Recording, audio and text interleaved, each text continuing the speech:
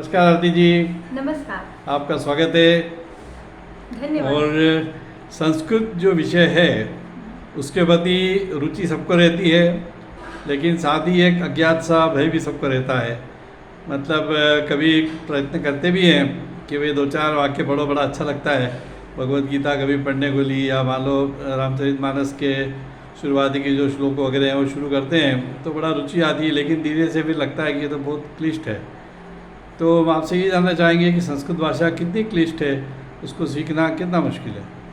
संस्कृत भाषा सीखना बहुत ही आसान है। जैसे हमारी अपनी मातृभाषा या पढ़ाई का माध्यम जो है हिंदी, मराठी, इंग्लिश जो भी हो, उसी प्रकार संस्कृत भाषा को सीखने में लोगों को परेशानी इस कारण आती है कि विद्यालयों में इसे एक तृतीय भाषा की तरह पढ़ाया जाता है और तृतीयक महत्व देते हैं, जबकि संस्कृत तो सभी भाषाओं की जननी है।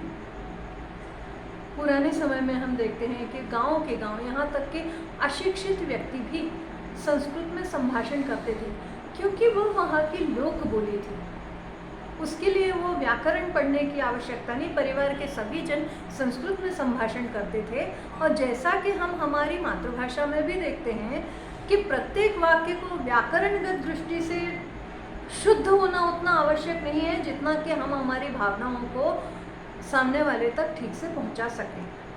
तो आपका मैं बायोडाटा देख रहा था, थोड़ा सा आपके बारे में पता कर रहा था, तो आपका जो है स्नातकोत्तर जो है वो अलग विषयों में, मतलब सोशल साइंस में या इसमें है, लेकिन उसके बावजूद आपकी संस्कृत इतनी अच्छी कैसे है? मतलब आपको कैसे क्या रुचि हुई कि वे संस्कृत विषय को पढ़ाया जाए?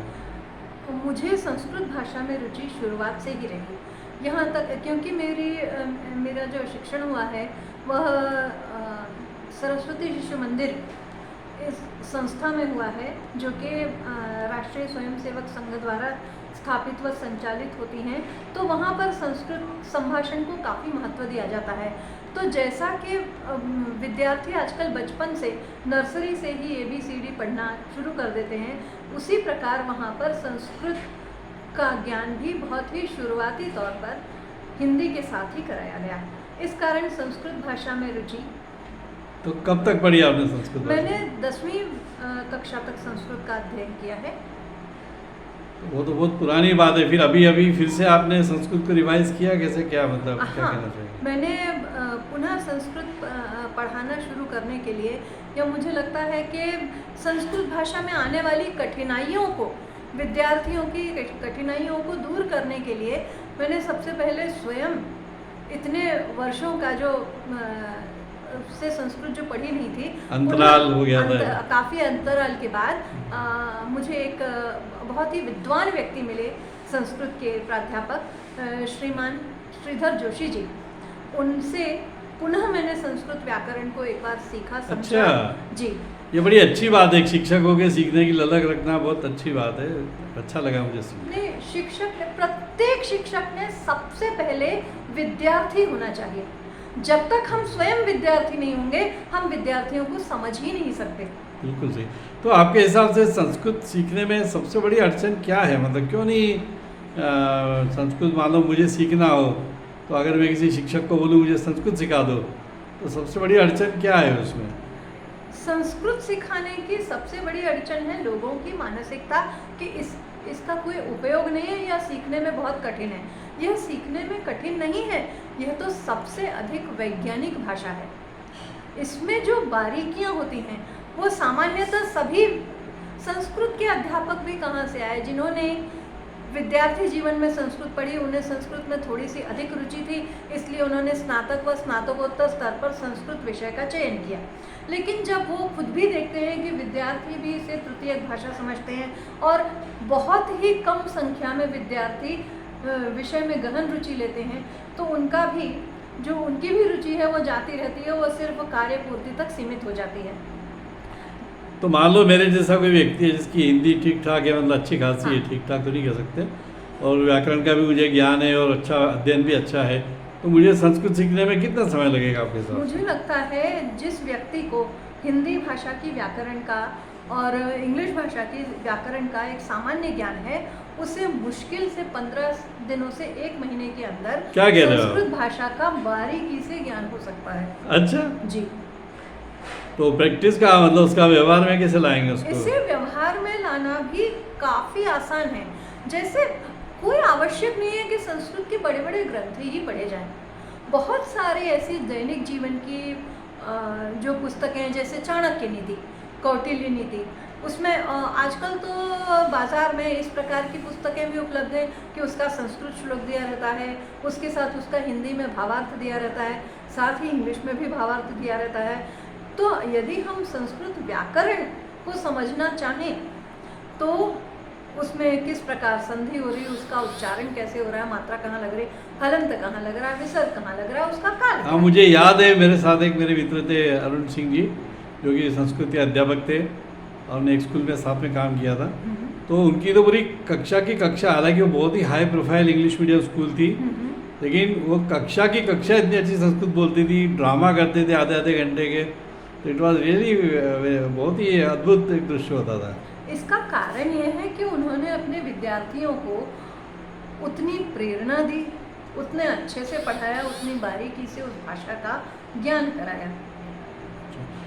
तो आरती जी, मान लीजिए कोई आपसे संस्कृत सीखना चाहे तो क्या आप स्वागत करेंगे, क्या आप सिखाना जी चाहेंगे? बिल्कुल, और मेरा तो ऐसा कहना है कि जिस विद्यार्थी को, आवश्यक नहीं है कि उसको एक बार यदि किसी व्यक्ति ने कहा है कि मुझे संस्कृत सीखनी है, तो उसको बिल्कुल शुरुआती क ख ग घ या अ आ इ से ही पढ़ाया जाए। अच्छा। उसने अपना स्तर जहाँ तक का, जहाँ उसे कठिनाई आने लगी है, कठिनाई कब आती है जब हम थोड़ा बहुत पढ़ लेते हैं और सही है। आगे जाने में परेशानी आती है, तो फिर उसको पुनः शुरुआत से क्यों पढ़ाया जाए। जहाँ उसे समस्या आ रही है, जो कठिनाई आ रही है, उस कठिनाई को समझकर उसे ही यदि सुलझा दिया जाए तो विद्यार्थी बड़ी सुगमता से आगे जाते हैं, उनकी विषय में बहुत ही रुचि बनी होती है। अच्छा, आपका अनुभव है इस तरह का? हाँ, इस प्रकार का अनुभव है। और अभी अभी इतने सालों के अंतराल के बाद जब मैंने पंडित जोशी जी से पुनः संस्कृत व्याकरण पढ़ी, तो मुझे अब मतलब वह पढ़ते हुए मुझे समझ में आया कि अरे कितनी सारी बातें तो ऐसी थीं जो उस समय हो सकता है संस्कृत के अध्यापक ने मुझे समझाई, लेकिन बाद के अंतराल, बाद के वर्षों में जो इंग्लिश भाषा का अध्ययन किया, इंग्लिश व्याकरण का जो ग्रामर का अध्ययन किया, उसमें कि ये जो इंग्लिश की ग्रामर है ये संस्कृत की इस चीज़ से मिलती जुलती है। हाँ, बहुत छोटा पार्ट है। सही है। हाँ, और नहीं, वैसे भी जो अब समाज में जागरूकता आ रही है और लोगों को अपनी संस्कृति के प्रति जो अभिमान हो रहा है, तो बहुत सारे लोग हैं जो उत्सुक हैं संस्कृत के मूल ग्रंथ पढ़ने में, क्योंकि फर्जीवाड़ा भी बहुत हो रहा है और बहुत ज़्यादा मैनिपुलेशन हो रहा है। बोलिए मनुस्मृति हो या आप तो इवन रामचरित मानस के ऊपर लोग क्या क्या ज्ञान बांट रहे हैं। तो इसलिए कई सारे लोग हैं जो उत्सुक हैं कि जो मूल ग्रंथ पढ़े जाए, तो उस दृष्टि से भी बहुत सारे लोग संस्कृत सीखने में उत्सुक हैं।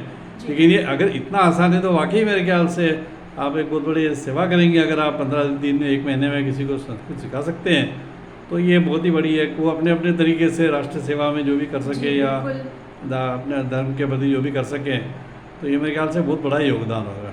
जी, और संस्कृत को कभी भी तृतीयक भाषा, ये हम पर निर्भर करता है कि हम उसे कितना महत्व देते हैं। जब हमें ये कोई चीज़ महत्वपूर्ण लगती है सीखना, तभी हम उसमें सबसे अधिक रुचि लेते हैं। अपनी रुचि जागरूक होना एक विषय विशेष के प्रति। और दूसरी एक परेशानी है संस्कृत भाषा के सीमित ज्ञान का, कि उसमें साहित्य की उपलब्धता है, लेकिन लोगों को इसका ज्ञान ही नहीं है। सही है।